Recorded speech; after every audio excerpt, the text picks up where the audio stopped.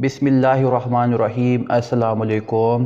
روزانہ واقعات سننے کے لیے اس چینل کو سبسکرائب کریں۔ حضور صلی اللہ علیہ وسلم کی پیدائش سے صرف 55 دن پہلے یمن و حبشہ کا بادشاہ ابرہہ تھا۔ اس نے شہر صنعا میں گرجا گھر بنایا تھا اور اس کی خواہش تھی کہ حج کرنے والی بجائے مکہ مکرمہ کے صنعا میں آئیں اور اسی گرجا گھر کا طواف کریں اور یہیں حج کا میلہ ہوا کریں۔ عرب خصوصاً قریشیوں کو یہ بات بہت شاق گزری، چنانچہ قریش کے قبیلہ بنو کنانہ کے ایک شخص نے آپی سے بحر ہو کر صنعا کا سفر کیا اور ابرہہ کے گرجا گھر میں داخل ہو کر پیشاب پاخانہ کر دیا اور اس کے در و دیوار کو نجاست سے آلودہ کر ڈالا۔ اس حرکت پر ابرہہ بادشاہ کو بہت طیش آیا اور اس نے کعبہ معظمہ کو ڈھا دینے کی قسم کھا لی اور اس ارادے سے اپنا لشکر لے کر روانہ ہو گیا۔ اس لشکر میں بہت سے ہاتھی تھے اور ان کا پیش رو ایک بہت بڑا کوہ پیکر ہاتھی تھا جس کا نام محمود تھا۔ ابرہہ نے اپنی فوج لے کر مکہ مکرمہ پر چڑھائی کر دی اور اہل مکہ کے سب جانوروں کو اپنے قبضے میں لے لیا، جس میں عبد المطلب کے اونٹ بھی تھے۔ یہی عبد المطلب جو ہمارے حضور خاتم النبیین صلی اللہ علیہ وآلہ وسلم کے دادا ہیں، خانہ کعبہ کی متولی اور اہل مکہ کے سردار تھے۔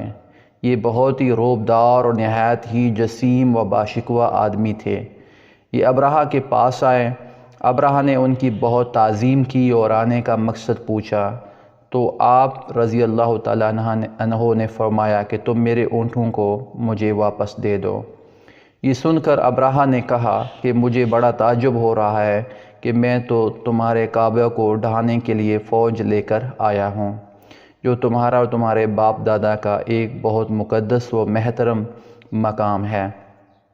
آپ نے اس کے بارے میں کچھ بھی مجھ سے نہیں کہا، صرف اپنے اونٹوں کا مطالبہ کر رہے ہیں۔ حضرت عبد المطلب نے فرمایا کہ میں اپنے اونٹوں ہی کا مالک ہوں، اس لیے اونٹوں کے لیے کہہ رہا ہوں، اور کعبہ کا جو مالک ہے وہ خود اس کی حفاظت فرمائے گا، مجھے اس کی کوئی فکر نہیں۔ ابرہہ نے آپ کے اونٹوں کو واپس کر دیا۔ پھر آپ نے قریش سے فرمایا کہ تم لوگ پہاڑوں کی گھاٹیوں اور چوٹیوں پر پناہ گزین ہو جاؤ۔ چنانچہ قریش نے آپ کے مشورے پر عمل کیا۔ اس کے بعد حضرت عبد المطلب نے کعبہ کا دروازہ پکڑ کر بارگاہ الہی میں کعبہ کی حفاظت کے لیے خوب رو رو کر دعا مانگی، اور دعا سے فارغ ہو کر آپ بھی اپنی قوم کے ساتھ پہاڑ کی چوٹی پر چڑھ گئے۔ ابرہہ نے صبح تڑکے اپنے لشکروں کو لے کر کعبہ مقدسہ پر دعویٰ بول دینے کا حکم دے دیا اور ہاتھیوں کو چلنے کے لیے اٹھایا، لیکن ہاتھیوں کا پیش رو محمود جو سب سے بڑا تھا وہ کعبہ کی طرف نہ چلا۔ جس طرف اس کو چلاتے تھے چلتا تھا، مگر کعبہ مکرمہ کی طرف جب اس کو چلاتے تھے تو وہ بیٹھ جاتا تھا۔ اتنے میں اللہ تعالیٰ نے سمندر کی جانب سے پرندوں کا لشکر بھیج دیا، اور ہر پرندے کے پاس 3 کنکریاں تھیں، 2 پنجوں میں اور 1 چونچ میں۔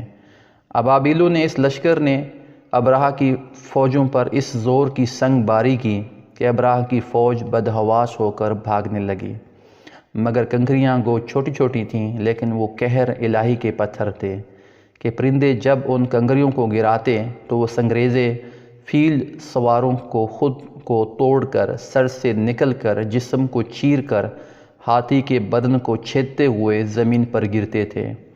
ہر کنکری پر اس شخص کا نام تھا جو اس کنکری سے ہلاک کیا گیا۔ اس طرح ابرہہ کا پورا لشکر ہلاک و برباد ہو گیا اور کعبہ معظمہ محفوظ رہ گیا۔ یہ واقعہ جس سال وقوع پذیر ہوا، اس سال کو اہل عرب عام الفیل یعنی ہاتھی والا سال کہنے لگے، اور اس واقعے سے 50 روز کے بعد حضور سیدنا عالم صلی اللہ علیہ وآلہ وسلم کی ولادت ہوئی۔